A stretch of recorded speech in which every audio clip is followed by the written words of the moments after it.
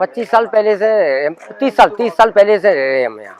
हमारे बाल बच्चे यहीं पढ़ते थे और हम लोग यहाँ रहते थे और मजदूरी कह के अपना पैसा कमा के उनको पढ़ाते थे और पढ़ाने के बाद अपने पेट पालते थे। इसके बाद क्या हुआ कि ये लोग आए, फौजी वाले आए, तो फौजी वालों ने क्या किया कि आश्वासन दे के हम लोगों के आधार कार्ड ले लिए, पहचान पत्र ले लिए, राशन कार्ड ले लिया, सब विश्वास दे के। क्यों विश्वास दिया? उनने कहा कि मैं तुमको व्यवस्था दूंगा, पक्का व्यवस्था दूंगा रहने का। तो हम लोगों ने कहा कि क्या व्यवस्था दोगे?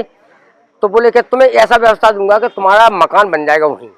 पहले ऐसा आश्वासन दिया तो हम लोगों ने आधार कार्ड दे दिए, पहचान पत्र दे दिए और राशन कार्ड दे दिया कि भाई ठीक है, अगर हम लोगों का एक टेंट भी बन जाएगा वहाँ तो हम लोग वहाँ बच्चे पढ़ा लेंगे, मजदूरी कर लेंगे, खा पी लेंगे, वहीं रह जाएंगे और सब कुछ कर लेंगे।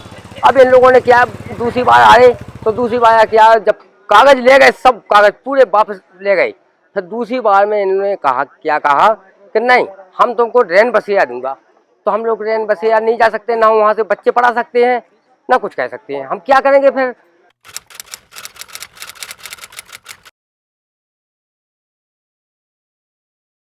जितना भी है सब कोई बेलदारी टाइप का है। किसी कोई कोठी में काम करते हैं, नहीं करते। अगर बताओ, जब वो इंडिया आरपी वाला देशभक्ति है तो हम क्या हैं? हम भी तो दूसरे के घर में काम करने जाते हैं, हम भी दूसरे घर में सुबह सुबह झाड़ू लगाने जाते हैं, हम बेलदारी काम करते हैं, ये ढो के दूसरे का घर बनाते हैं। वो हम क्या हैं फिर? जब हम परमिला टोकस के पास गए थे ना, मतलब 10 दिन चक्कर लगाए, नहीं मिला। बोला विदेश गए, कोई लंदन गए। एक दिन हम लोग सुबह से धरना जाके धरे, उसके बच्चे बूढ़े जितना भी है, बच्चे बूढ़े जितना भी है, सब कोई गए, लेकिन एक थोड़ा सा भी बाहर नहीं निकला। हमने सिर्फ ये बोला था हमारा सामान निकालना था, गेट मत बंद करो। ये मेन गेट बंद कर दिया था ना, ब्रेकेटर लगा दिया था, इसलिए हमने बोला गेट मत बंद करो, हम लोग ने सामान निकालने दो। लेकिन वो किसी का नहीं सुना, बोलता कुछ नहीं है तुम्हारा। हमारी जब घर टूटेगा तो हम बोलेंगे ही। उतने में एसआई या क्या बोलते हैं, हमें बोलना भी नहीं आता, उन्होंने आए और एकदम से धक्का दे दिया। उसके बाद हम लोग को मार मार के गाड़ी में बैठाया गया।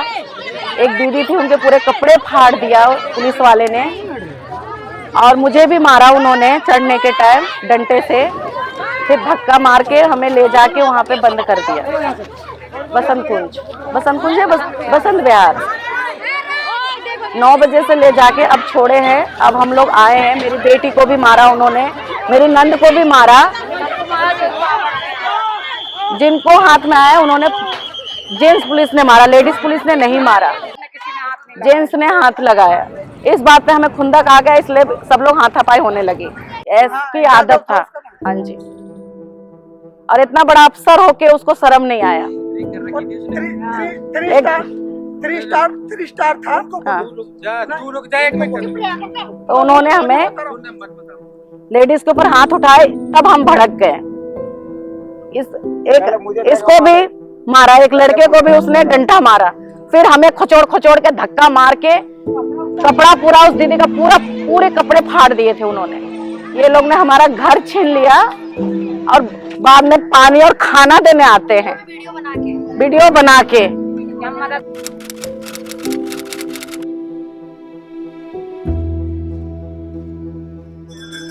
ये मई फर्स्ट वीक में एनडीआरएफ के लोग आए थे।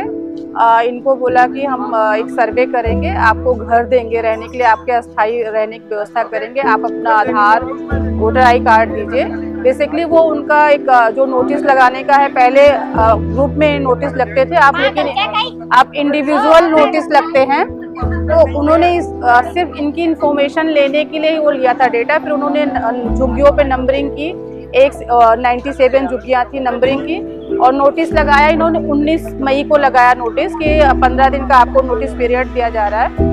2 जून को आप खाली कर दिए, क्योंकि जनवरी 2020 में ये लैंड वैसे डीडीए की थी, और जनवरी 2020 में एनडीआरएफ ने डीडीए को दे दिया, डीडीए ने एनडीआरएफ को दे दिया। तो इसलिए अब उनको अपना हेडक्वार्टर बनाना है और ये जगह उनको खाली चाहिए। 13 दिन का एक्सटेंशन दिया था कि वो 2 जून की जगह उन्होंने 15 जून किया। कि उस पीरियड में आप जो है ड्यूसिप को बोला, डीडीए को बोला कि इनके अस्थायी रहने की व्यवस्था की जाए, जैसे कि रैन बसेरा कम्युनिटी सेंटर में, और उसके बाद जब तक इनकी अस्थायी व्यवस्था नहीं होती तब तक उनको वहाँ रहने की व्यवस्था की जाए। लेकिन फिर हमने बहुत सा कम्युनिटी के लोगों ने मिलकर आसपास के रैन बसेरों की फ़ोटो खींची, दिखाया कि यहाँ रहना संभव नहीं है क्योंकि फैमिली वाले लोग हैं। रैन बसेरा में तो वो लोग रहते हैं जिनके पास कोई जगह नहीं है, तो वो रहते, रात को सोते हैं, दिन में काम करते हैं, चले जाते हैं, और वहाँ का माहौल अच्छा नहीं है रहने, फैमिली को लेके रहने का नहीं है। तो उसके बाद फिर से डबल बेंच में केस डाला था। 12 तारीख की हमारी सुनवाई थी। शुरू में जज ने तो शुरू के 1 मिनट में उन्होंने हमारे फेवर में बोला कि आपको कैसे नहीं पता चला, झुग्गियाँ रातों रात तो बसती नहीं है, आपने उन्हें बिजली दिया, पानी दिया, सारी सुविधाएं दी, तो ऐसा तो है नहीं कि ऐसे अपने मन से आगे रहने लगे। तो उन्होंने कहा कि हम 3 जुलाई तक का टाइम देते हैं, लेकिन उसके बाद जैसे ही एनडीआरएफ के वकील ने बोला कि मिलॉर्ड ये तो देश की सुरक्षा का मामला है, हेडक्वार्टर बनना है, तो विदिन 20 सेकेंड में उन्होंने अपना डिसीजन चेंज किया कि देश की सुरक्षा के नाम पे उन्होंने हमारा रिजेक्ट कर दिया कि नहीं, अब जो सिंगल बेंच ने जो बोला था कि आपका 15 जून तक का टाइम है, वही टाइम रहेगा। उस बीच में आप ये जो आपका टाइम बचा है इसी में आप खाली करिए, और ड्यूसिप आपके रहने की व्यवस्था देखेगा, जो भी खर्च आएगा वो आपको शिफ्टिंग एनडीआरएफ और ड्यूसिप मिलके आपको शिफ्टिंग कराएंगे। सोचते हैं गरीब आदमी गरीबे रहे, उन गरीब आदमी का बच्चे अफसर ना बने, यही चाहते हैं ना। तभी तो हमारे साथ अन्याय का इतना 20-25 साल से रह रहे थे। उसके पहले मेरे जमीन नहीं खरीदा था, अब 2 साल से उसका जमीन उसका हो गया। हमारे पास सब बिजली बिल है, आईडी सब है, लेकिन हमारा जमीन नहीं हुआ। वो 2 साल में खरीदा कि नहीं खरीदा हम तो देखने नहीं गए थे, वो उनका हो गया।